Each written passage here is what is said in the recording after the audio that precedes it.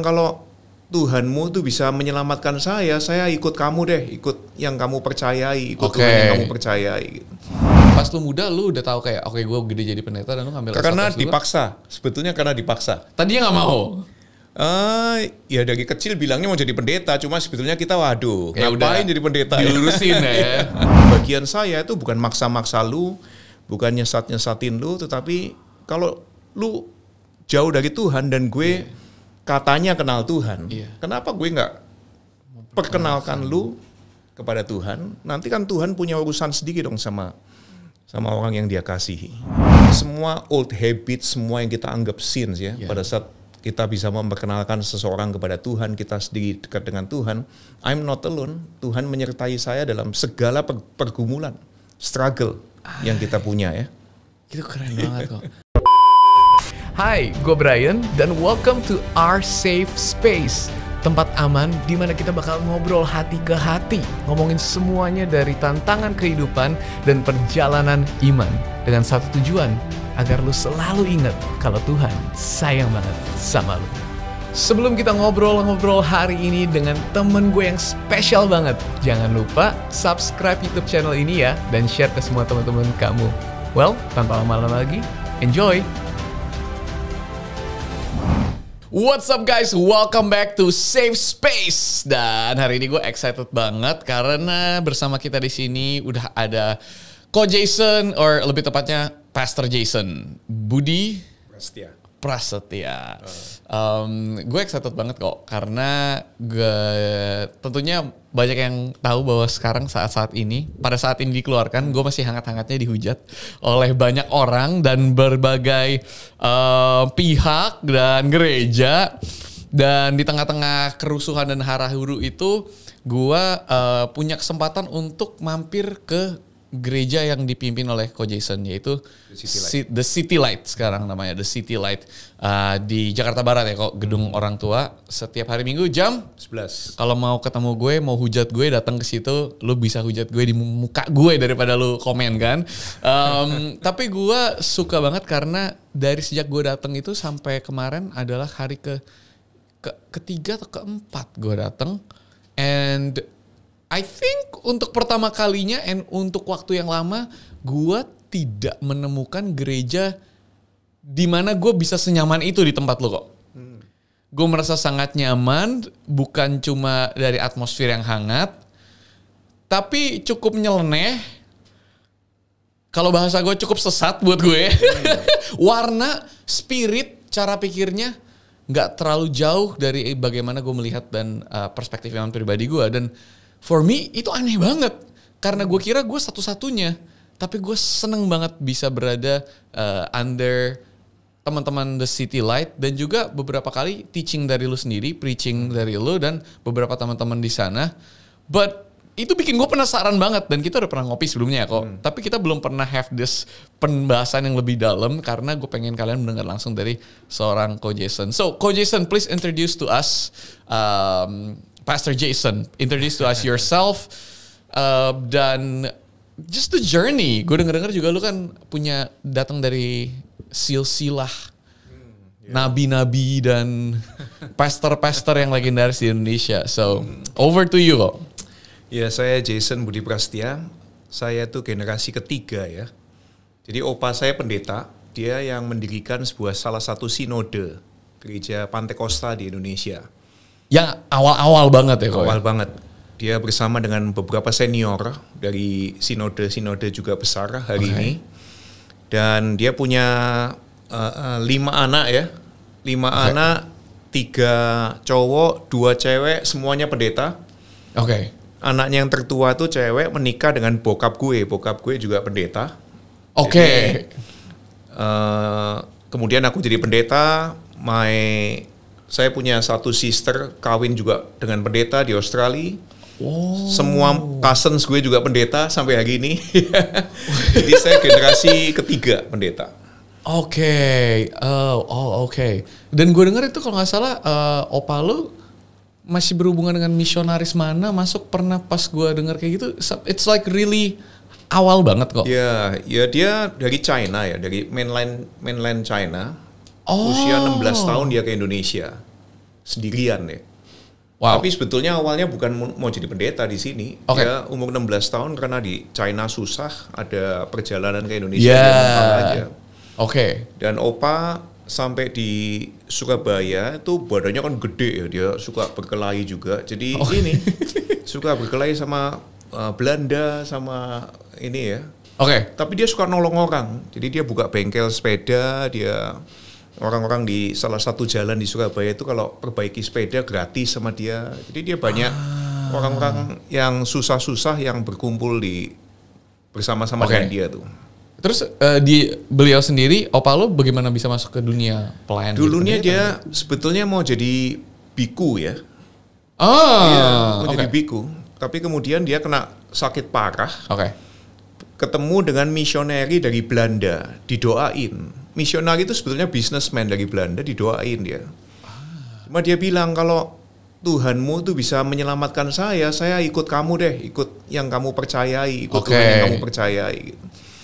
Nah dia kemudian sembuh dari sakit itu, singkat cerita ya, dia memutuskan untuk ini, jadi Kristen, kemudian bahkan jadi pendeta, mendirikan, kemudian memulai sinode ini.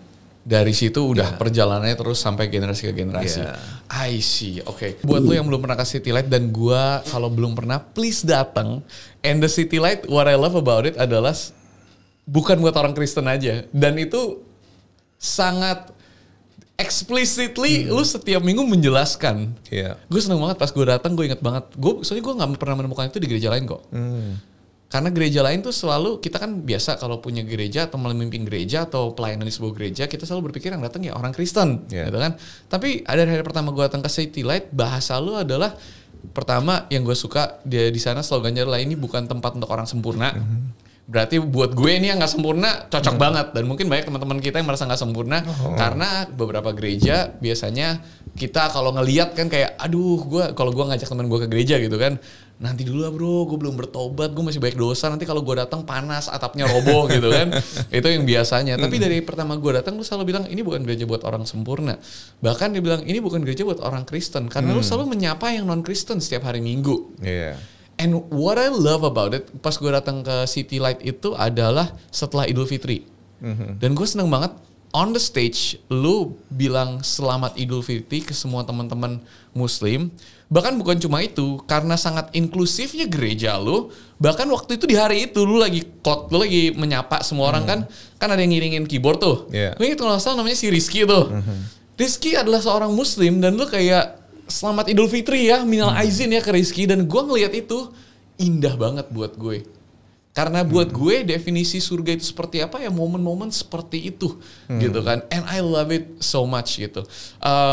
Itu seberapa bedanya. Belum lagi slogan-slogannya. Salah satu slogan, lu gak bakal banyak nemuin ini di gereja lain, karena salah satu slogan dari City Light adalah dilarang goblok. Oke, nanti gue mau ke sana tuh. Kalian harus, gue juga nggak ngerti bagaimana perjalanan seseorang yang dari, karena gue menganggap Opa lu pasti kan tradisional dong dari didikan di zaman itu kan. So dari Opa nurun ke bokap juga ke kakek-kakek, apakah semua punya cara pikir yang sangat berbeda seperti itu? Gue nggak bilang ini apa, gue nggak akan menggunakan sebuah kata yang membuat gue masuk ke dalam sebuah masalah, tapi cara pikir yang non tradisional, let's put it that way ya, tidak seperti kebanyakan gereja pada umumnya. Itu dimulai dari bokap, generasi kedua bokap kah, atau bagaimana perjalanannya ke lu kok? Tipikal diri kepribadianku kali ya. Jadi dari kecil tuh karena aku energik ya, mungkin kalau dites ya ada ADHD-nya ya. Jadi bokap itu maksa aku untuk mencatat semua khotbahnya dia atau khotbah pendeta-pendeta tamu lah. Dari kecil supaya membuat aku tenang di tempat gitu sambil nulis ya. Nah, tetapi karena aku tuh pikirannya selalu masa sih ya. Misalnya ya, dari kecil kan diceritain soal Nuh, Bahtera Nuh. Pikiranku sederhana sebetulnya. Aku bayangkan aku anak pendeta, kayak aku anaknya Nuh, aku punya teman-teman di luar gereja nih. Teman-teman teman main layangan, kalau dulu main kelereng. Kok cuma aku dan keluargaku yang selamat, teman-temanku binasa semua. Nah, jadi dari situ, dari kecil aku selalu, masa Tuhan setega itu ya? Right. Aku diselamatkan sendiri di dalam bahtera Nuh nih. Kalau aku sama keluarganya Nuh, teman-temanku mati semua. Jadi selalu tulis-tulis begitu ya. Jadi kalau pendeta tuh ngomong apa, pengkhotbah ngomong apa, biasanya catatan itu ada tulisannya gitu. Oh nggak kayak gitu ah. Oh lu mempertanyakan? Iya. Jadi sebetulnya karena iseng aja. Iya. Jadi karena energinya banyak ya, dipaksa duduk nulis. Jadi aku selalu kasih catatan-catatan kecil gitu di buku. I see. Jadi mungkin bukan karena, kalau opaku sih sebetulnya orang yang China totok ya. Yeah. Jadi dia sangat hitam putih gitu. Yeah. My dad juga sangat hitam putih, tetapi dia mungkin lebih kasih ruang buat anaknya ini untuk ekspresi, untuk ini dan itu. Dan dia juga kasih ruang aku untuk explore ajaran Kristen di luar yang tradisional tadi. Dia kasih buku-buku, silakan baca dan sebagainya. Jadi dia nggak takut untuk anaknya ini. Menjelajah. Ya, I see. Dan mungkin dari situ ya. I see. Berarti lu kan besar di lingkungan itu sebagai anak pendeta. Pas lu muda lu udah tahu kayak oke, gue gede jadi pendeta dan lu ngambil Karena S1, S2. dipaksa. Sebetulnya karena dipaksa. Tadinya nggak mau. Ya dari kecil bilangnya mau jadi pendeta, cuma sebetulnya kita waduh, Ya ngapain jadi pendeta? Dilurusin ya. Pernah pengen jadi something else ya kok?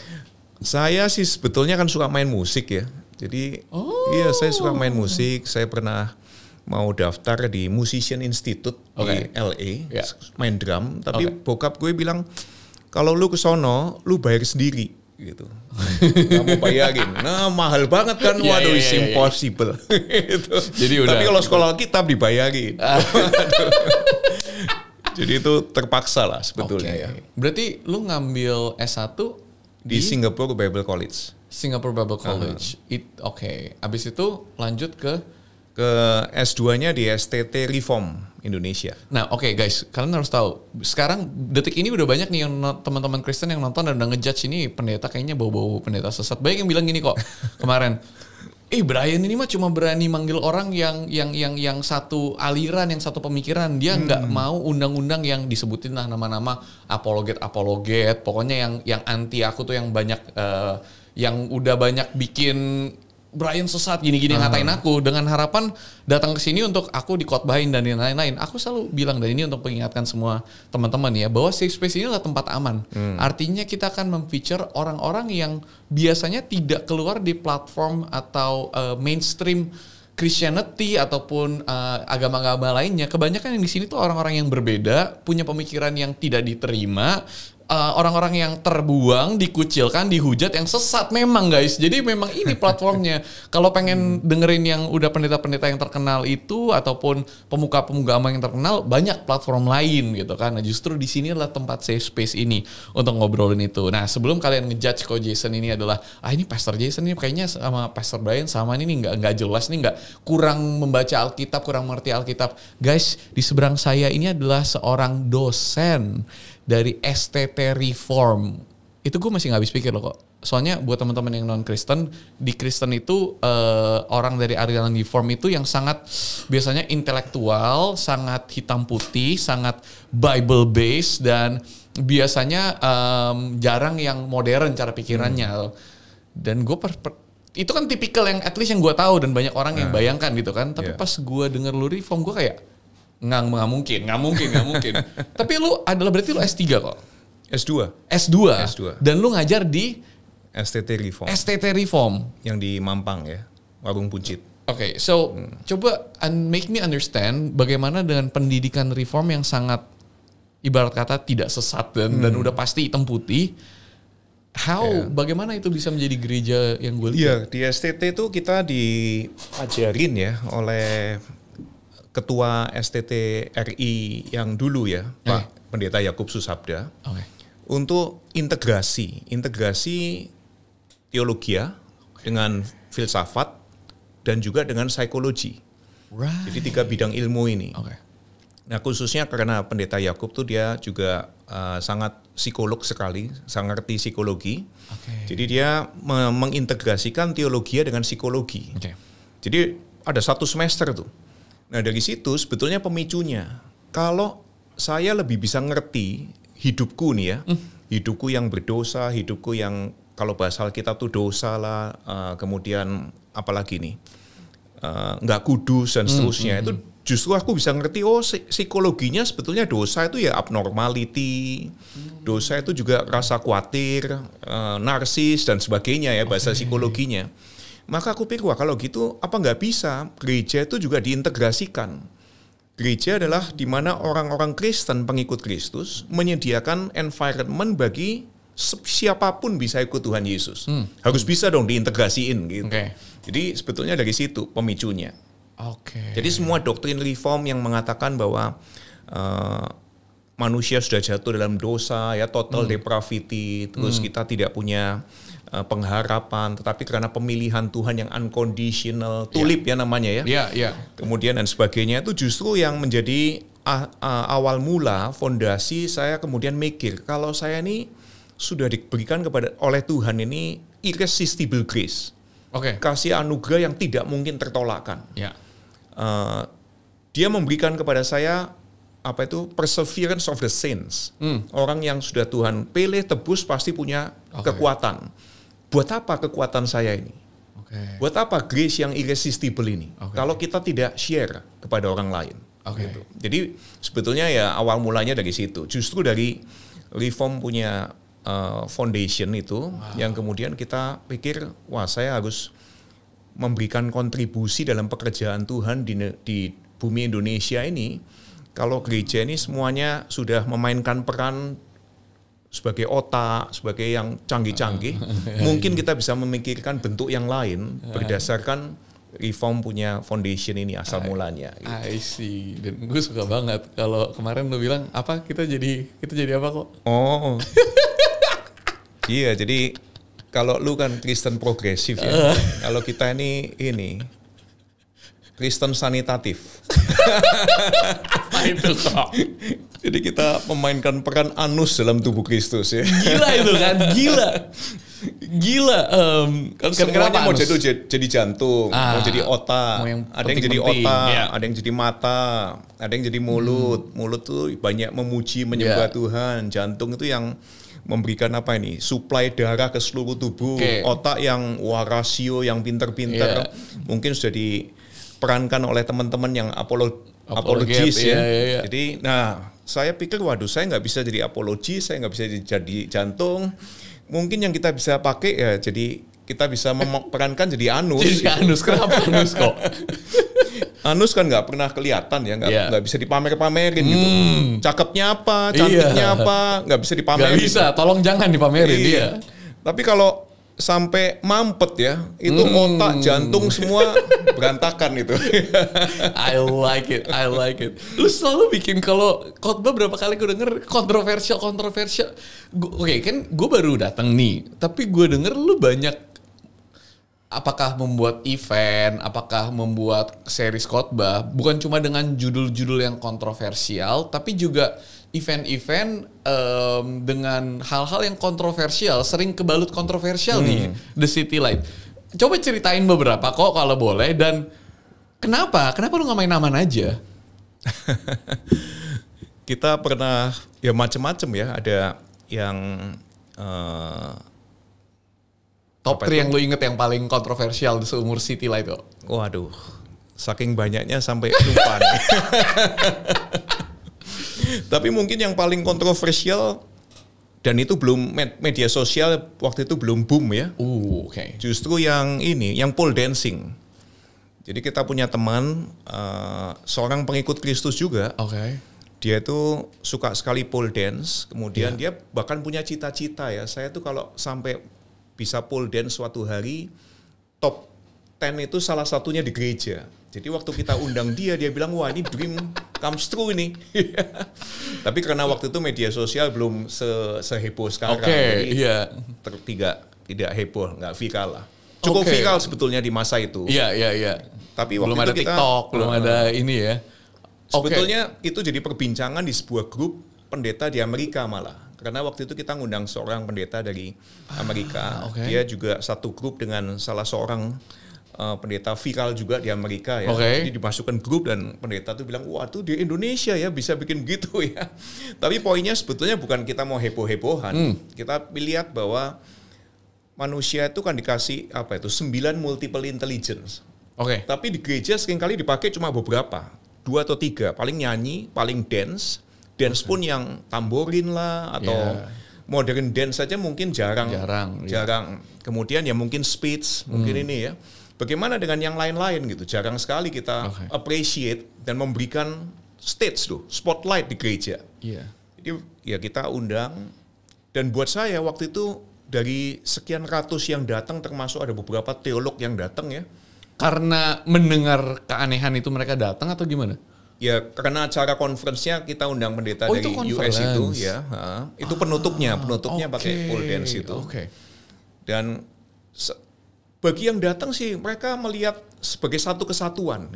Ini worship sebagai pengikut Kristus yang mungkin belum pernah kelihatan ya. Gitu ya. Dan saya lihat sang penari sendiri saat itu, saya kenal namanya, kenal tapi saya nggak sebut namanya ya. Dia memberikan persembahan itu dengan segenap hatinya ya. Itu salah satu momen yang buat kita tuh sebetulnya touching. Jadi kita nggak pernah lihat ya. Itu wah ini touching ini touching moment ini. Tapi kan kadang-kadang di Indonesia belum siap kita untuk sesuatu yang sangat berbeda seperti itu. Pole dance as a worship. Waktu itu gimana respon orang-orang? Yang datang, menurut saya yang datang hampir malah nggak ada satupun yang ini ya, nggak ada satupun yang protes. Karena mereka ngerti dan nangkep apa yang kita lakukan. Karena kan dari seluruh acara mereka nangkep, oh ini meaningnya, ini message-nya. Jadi mereka menangkep itu sebagai salah satu pesan yang personal, baik dari the pole dancer maupun kita semua yang datang ya. Tapi kalau yang nggak datang ya memang selalu ini ya kasih komen yang nggak ngerti konteks dan sebagainya kan. Tapi sempat ramai juga nggak? Waktu itu kan TikTok belum ada, IG udah ada kah? Facebook. Ini tahun berapa? Facebook. Ini di Facebook cukup ramai. Facebook cukup ramai, Facebook grup lagi. Di YouTube udah ada waktu itu dong? Belum, zaman itu belum kenceng ya? Ada tapi belum kita bahkan nggak ada videonya di YouTube karena belum ada. Tapi hujatan masuk dan sampai kemana itu kok? Kayak apakah sempat dipertanyakan sama, contoh nih kayak aku sekarang kan, saat ini kan hampir denger nih selain The City Light dan beberapa gereja yang aku tahu, tapi 80-90% gereja saat ini ngomonginnya tentang progresif dan Brian Shawarta sesat gitu kan, sampai ke level sinode dan lain-lain gitu kan, semuanya kayak tergoncangkan akan hal itu. Dan tentunya kalau orang itu merasa ada sesuatu yang mengancam, cara pikir yang mengancam, mereka terancam, biasa mereka menyerang balik, mencari tahu dan lain-lain. Jadi kalau buat aku tekanan itu datang dari semua arah gitu, bukan cuma pribadi, kegerejaan, kependetaan, bahkan kesinodean gitu. Lu sempat masuk masalah sampai segimana kok? Kita bukan karena pole dancernya, itu another moment ya. Itu mungkin tahun berapa itulah. Itu karena beberapa hal sih.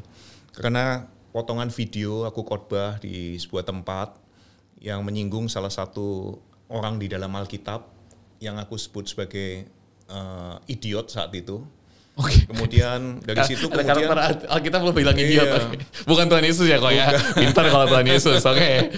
Kemudian dari situ memicu orang stalking Instagram kita. Jadi potongan-potongan slide dan sebagainya itu dimasukkan di mana-mana, termasuk kemudian kita pas juga ada show DJ lah, kemudian ada yang apa itu yang This Is Me itu apa itu yang rombongan Greatest Showman. Ya, Greatest Showman kan kita juga tayangin atau mainkan gitu ya. Nah itu karena ada beberapa orang yang berpakaian transgender, dianggap wah ini gereja transgender ada di stage gereja nih gitu. Terus kita juga serve alkohol pada saat misalnya Christmas gitu. Sehingga kita didatengin PGI, sampai didatengin PGI. PGI itu Persatuan Gereja Indonesia. Guys, kalau kalian datang ke City Light, setidaknya kalau kalian gak bisa datang di hari biasa, datanginlah pas event, karena seru banget. Ini hari biasa aja, berapa kali gue datang, biasa kan kalau sebelum khotbah tuh kan worship, nangis, doa, baru khotbah kan, momennya tuh kan emosional dibawa. Kalau di City Light sebelum khotbah, Bon Jovi yang main, lagu It's My Life atau bukan sih, lagu apa gitu, abis Bon Jovi main, naiklah khotbah gitu kan. Wah itu ngerusak otak Kristen gue banget gitu kan. Tapi DJ juga, gue belajar DJ sama Ko Yudi ya. Itu juga di tempat lu kan. Iya. Dan sering ada event-event pakai DJ. Jadi kayak pokoknya kalau lu mau ke City Light, semua yang lu kira tentang gereja bagaimana cara kerjanya, lu buang jauh-jauh gitu kan. Kalau lu gerejawi banget, lu udah cocok sama yang sangat-sangat gereja, mendingan jangan ke City Light gitu. Kalau enggak lu bakal bingung sendiri. Tapi kalau lu jarang ke gereja, akan sangat cocok banget. Oke. Terus PGI datang. Iya. Gimana? Ya kita cerita aja bahwa ini memang kalau dibilang gereja yang tidak tradisional memang. Karena gereja yang kita pilih memainkan peran sebagai anus tadi. Gitu. Yang biasanya kita lihat gereja kan ya sudah memainkan peran sebagai jantung dan sebagainya. Ya sudah kayak begitu bentuknya. Jadi ya itu yang kita share, dan kemudian ada beberapa teman-teman yang waktu itu dari Nahdlatul Ulama yang mereka juga ikut melayani ya. I see. Kemudian ada, jadi mereka bukan Kristen loh, mereka memang teman Muslim yang justru menolong kita, membantu kita, melayani kita semua. Maksudnya gimana, Bu? Ikut melayani sebagai sound engineer, sebagai operator lighting. Jadi mereka yang teman-teman dari non-Kristen yang memastikan supaya orang-orang Kristen ini bisa beribadah dengan baik, dengan nyaman. Keren banget. I see. Ya, jadi teman rekan kita dari PGI kemudian dapat cerita tersebut. Dia melihat, wah ya sebetulnya semangat pengikut Kristus untuk memberitakan kabar baik tentang Tuhan Yesus ya seharusnya seperti ini. Gitu, ya. Iya. Jadi respon dari teman dari PGI sih malah oke kemudian sebetulnya. Malah oke. Untuk itulah gereja harusnya ada gitu. Kenapa? Maksudnya gini, gua izinkan gue untuk play devil's advocate ya, biar pembicaraan kita lebih seru. Kenapa lu harus membuat yang berbeda? Maksudnya dengan kemampuan lu, pengalaman lu, lineage lu, feeling gue nih ya, lu kalau bikin gereja yang normal, yang biasa, kayaknya lu bisa jadi pendeta besar yang namanya hari ini udah terkenal, punya jemaat yang banyak, dan udah bisa punya cabang di mana-mana. Kalau gue ngenal lu sebulan aja, ngelihat pengalaman, pengetahuan, dan kemampuan lu berkhotbah, leadership, dan lain-lain, lu kalau main yang kayak mainstream, lu udah jadi top 5, top 3 loh menurut gue. Tapi kenapa lu memilih yang berbeda ini? Kan biasanya tekanan pushback-nya akan jauh lebih banyak, apalagi di Indonesia yang masih belum terlalu siap gitu kan. Kenapa lu memilih jalur yang susah ini, nggak mau yang sukses dengan mudah aja? Aku kan dari dulu suka ini ya, di geng motor waktu SMP. Kemudian Jakarta suka balapan go-kart. Nah jadi kita itu, saya nggak pernah bisa ngajak teman, dan nggak kepingin ngajak teman untuk datang ke gereja. Karena aku merasa wah gerejaku ini atau gereja yang pada umumnya ya ini bakalan nggak menarik nih buat teman-teman yang non Kristen.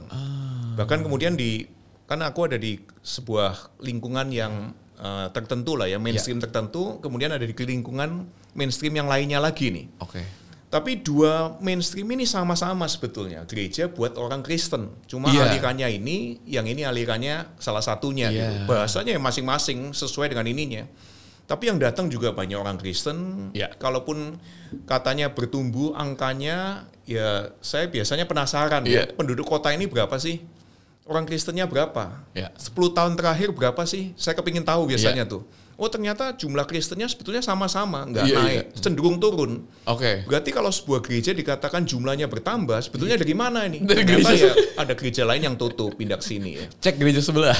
Jadi waktu itu kita pikir ya, penduduk Jakarta tuh 12 juta saat itu siang hari. Malam tinggal berapa? 9 juta atau 8 juta. Yang Kristen maksimal cuma 1 juta saat itu. Berarti masih ada 8-9 juta yang non-Kristen. Nah kenapa kok kita tidak menyediakan tempat supaya siapapun nih bisa ikut Tuhan Yesus Kristus gitu. Jadi ya berdasarkan sesimpel itu aja sebetulnya. Jadi kita nggak merasa bahwa kita itu juga sebetulnya mampu lah ya untuk bersaing dengan gereja-gereja mens. Kita juga nggak merasa mampu gitu ya. Jadi ya. Tapi dari awal memang hati lu dan ibarat kata kalau demografi target audience lu memang bukan Kristen, karena gereja kan kebanyakan nyarinya Kristen by Kristen for Kristen gitu kan. Kalau lu justru dari awal pengen membuat gereja yang kalau ngundang teman-teman itu akan menarik ya. I see. Jadi saya sendiri mau ngundang teman saya yang bukan Kristen harus bisa dong. Masa saya pendetanya nggak bisa? Iya sih, jujur gue udah berapa kali. Ini nanti hari Minggu, kan selama ini gue datang sendiri kan, 3 minggu. Ini hari Minggu ini gue bawa temen. Dan temen yang non gereja banget gitu. Karena dengan ada super excitement kayak, lu harus datang ke gereja ini sih. Ini beda, lu bakal enjoy banget itu. Bener juga. I love it. Gila kok, lu kemana aja sih kalau dari dulu gue kenal lu? Kalau gue dulu kenal lu ya kok, mungkin gue gak mau mulai gereja. Tahun 2020 kita mau mulai gereja namanya Empower Indonesia. Kita tutup tahun 2023. Tahun 2020 pas gue mulai sama beberapa teman pribadi gue, terus ada beberapa leaders yang kita kenal, kita duduk bareng, dan gue inget yang gue bilang ke mereka, guys kita bikin gereja ya, tapi buat non-Kristen ya.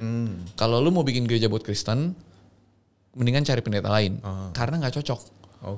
Kalau gue, di hati gue selalu bilang dimanapun, platform apapun gue diundang, gue selalu bilang, di hati gue ini, lu Black ini Indonesia kok. Artinya apa? Kristennya berapa persen? 9% mentok. Sisanya apa? Berbagai agama dan iman dan kepercayaan. Paling besar apa? Hati gue, Muslim. 86%. Itu bukan gue yang pilih angkanya. Gue selalu percaya gini kalau gue bilang pas kita baru mulai. Kalau kita punya panggilan spesifik, misalnya nih, gue pengen bikin gereja yang memang terpanggil untuk melayani orang Chinese ya. Gue bisa ngikutin kayak Ko Juan Mogi. Itu kalau gue datang bokap gue, opa gua itu semua cocok banget khotbahnya karena benar-benar made and catered buat cindo-cindo. Tempatnya pun di Pluit, panggilannya spesifik. Atau kalau gue bilang kalau gue pengen gereja gue merasa terpanggil untuk ekspat-ekspat, bisa tuh kayak Alex Jeney di TC. Ini nama-nama ini pendeta-pendeta yang gue kenal dan gue belajar banyak dari mereka. Mereka punya panggilannya masing-masing. TC adalah salah satu gereja yang keren banget di Jakarta Selatan, tapi kebanyakan ekspat ataupun orang Indo dengan bahasa Inggris. Third Culture Kids, karena bahasa pengantarnya pun Inggris kan. Tapi gue bilang kalau kita berasa terpanggil buat Indonesia, maka kita gak punya pilihan selain terpanggil untuk Indonesia. Yang mana isinya berbagai agama dan yang terbesar 86% adalah Islam, Muslim gitu. Kalau kita nggak bisa bilang kita mau bikin gereja untuk Indonesia, kalau kita cuma buat orang Kristen yang kayak lu bilang kan, nggak apa-apa kalau memang terpanggil buat orang Kristen ya, tapi perjelas gue terpanggil untuk orang Kristen gitu. Tapi I think salah satu yang gue temukan di lu yang resonate banget di hati gue adalah kita terpanggil untuk non-Kristen justru karena 90% adalah non-Kristen dari agama-agama yang berbeda, background yang berbeda, ateis, agnostik, orang yang tidak diterima. Dan biasanya orang-orang ini kan yang tidak diterima oleh orang Kristen. Orang-orang ini. Kayak saya sebetulnya salah satunya yang menginspirasi itu kan waktu Paulus ya. Dia di sebuah kota, saya lupa di mana itu. Kota itu kan banyak dewa-dewa, patung-patung banyak. Terus dia bilang, tapi kamu punya satu tempat yang gak ada patungnya. Kamu menyediakan satu spot untuk God. Yahweh, God. Dia bilang. Jadi yang lainnya ada patungnya, tapi yang ini nggak ada. Terus dia kasih tahu sama orang-orang itu, let me tell you about this God. Jadi dia juga nggak menyalah-nyalahkan kan. Dia tidak menyalah-nyalahkan agama lain. Dia tidak bilang, ya satu-satunya kalau kamu mau masuk surga dan sebagainya harus percaya yang ini. Enggak. Dia cerita, kamu juga punya banyak Tuhan, tapi aku punya percaya kepada Tuhan yang ini, aku share ya tentang Tuhan yang ini yang kamu sediakan tempatnya loh. Cuma nggak ada patungnya nih. Jadi dari situ kita pikir, wah, kenapa kita tidak juga bikin cerita, bikin gereja ya, yang seperti itu. Gitu. Kita, let me tell you about this God, through this city light. Oke, towards the end nih, kalau dari seorang Coach Jason sendiri kita udah denger dikit, gue udah lebih mengenal cara pikir dan lain-lain. What's your expectation buat apa keresahan yang ada dalam hati lo kalau lo ngelihat mungkin kekristenan di Indonesia hari ini, gereja-gereja, apa yang lo ekspektasi lo dari City Light long term game-nya untuk menjadi gereja yang berbeda ini, ngelihatnya kemana sih? Kenapa gue nanya? Contoh karena banyak apa yang gue lakukan sekarang orang cuma bilang, oh ini cuma pengen bikin sensasi, ini beda gitu kan, pengen terkenal nih, beda sendiri, pengen gitu. Tapi kan kadang-kadang orang tidak mengerti kita punya ada dorongan hati yang lebih besar, we see further daripada apa yang ada di sana. Buat lo apa sih lo yang meresahkan di kekristenan atau scene gereja di Indonesia dan apa yang lo lihat ke depannya kok? Yang paling meresahkan sebetulnya spirit supremasi ya. Kalau dari gereja-gereja yang selama ini aku tahu ya. Dan aku hidup di situ, semangat supremasi bahwa kalau lu nggak join my church, you're doomed. Lu binasa, lu nggak selamat dan sebagainya gitu. Jadi itu keresahan utama. Jadi tetapi pada saat kita kemudian bikin gereja ini, kita juga tidak sedang mau menyalahkan yang lain gitu. Kita bilang ya itu tadi, dari sekian banyak pilihan kita memainkan peran yang lu semua nggak mainkan dah gitu. Jadi ini bukan mau menentang yang lain, mau melawan yang lain, tetapi kita menambahkan satu layer atau satu environment yang mungkin nggak ada gitu. Jadi cuma itu aja basically. Jadi itu ya. Sejauh ini ya kita berharap lewat City Light orang bisa diperkenalkan kepada Tuhan, bisa didekatkan kepada hatinya Tuhan yang jauh dari hatinya Tuhan. Setelah orang itu kenal Tuhan, dekat dengan Tuhan, that's his business with God. Right. Bagian saya itu bukan maksa-maksa lu, bukan nyesat-nyesatin lu, tetapi kalau lu jauh dari Tuhan dan gue katanya kenal Tuhan, kenapa gue nggak perkenalkan lu kepada Tuhan? Nanti kan Tuhan punya urusan sedikit dong sama orang yang dia kasihi. Ada 1-2 cerita nggak kok tanpa nama, tapi cerita orang-orang yang mungkin tidak akan pernah bisa mengenal Tuhan kalau gereja seperti City Light ini yang sangat berbeda ini tidak ada gitu. Orang-orang yang mungkin nggak akan pernah diterima di gereja lain. Ya, salah satu teman kita itu dia download porn addict ya. Jadi dia suka mendownload video porno, addicted. Karena di otaknya itu kan porno itu kan udah jutaan kali siklusnya ya. Yeah. Dia diajak ke City Light mungkin 3 bulan pertama ya. 3 bulan setelah City Light buka. Dia pertamanya juga Christian haters, pembenci Kristen itu. Tapi setelah 7 bulan dia kemudian datang di bulan ke-7 dia tanya, gue udah kayaknya mau nih ikut ini ya, Kristus ya. What should I do? Nah pada saat itu aku baru realize, aku nggak pernah ngajarin tentang baptisan air selama ini. Jadi karena dia tanya, baru kita ajarin soal baptisan air. Dan itu rekan yang dari orang unchurched ya, yang sekarang jadi one of my partners, our partners di City Light. Dia ikut mengajar, ikut memimpin. Dan dia pernah kasih foto ya. Suatu hari dia download sambil baca Bible. Iya, jadi dari situ justru kita tuh mendapatkan satu pesan baru ya, satu surprising truth buat kita sebetulnya. Pada saat seorang seorang porn addict menghadapi addictionnya, tapi ikut Tuhan Yesus, dia sekarang nggak sendirian lagi. Dulu dia addicted to porn dan harus sendirian, being addicted. Sekarang dia ini menjalani proses bersama dengan Tuhan, masih mungkin ada sisa-sisanya, atau bahkan masih, tapi he's not alone. Tuhan bersama dengan dia. Dan buat kita tuh, buat saya, semua old habits, semua yang kita anggap sins ya, pada saat kita bisa memperkenalkan seseorang kepada Tuhan, kita sendiri dekat dengan Tuhan, I'm not alone. Tuhan menyertai saya dalam segala pergumulan, struggle yang kita punya ya. Itu keren banget kok. I love that. Gue suka banget yang lu bilang, tugas kita ya memperkenalkan aja dan ngingetin orang kalau lu nggak sendirian, ada Tuhan yang bersama lu. Karena kalau gue di sosial media, gue juga tagline gue selalu bilang Tuhan sayang lu. Hari ini dipertanyakan setiap kali sekarang, Tuhan yang mana Brian? Siapa? Terus kalau Tuhan udah sama kita, bukannya kita harus berubah, bukannya ada ayat-ayatnya gitu kan? Kadang-kadang gue merasa kita sebagai orang Kristen, kesalahan kita adalah kita mencoba menjadi Tuhan. Kita mau merubah orang, padahal kan itu tugas Tuhan. Tugas kita memperkenalkan dan mengingatkan bahwa Tuhan ada bersama mereka melalui bagaimana kita mencintai mereka kan. And I think that's enough. And mungkin it's the reason kenapa di City Light itu kayak nggak ada pressure. Gue datang nggak ada pressure, gue harus menjadi orang yang lebih baik. Nggak ada pressure, gue harus berubah. Tadi lu bilang udah berapa lama belum pernah ditanyain baptisan.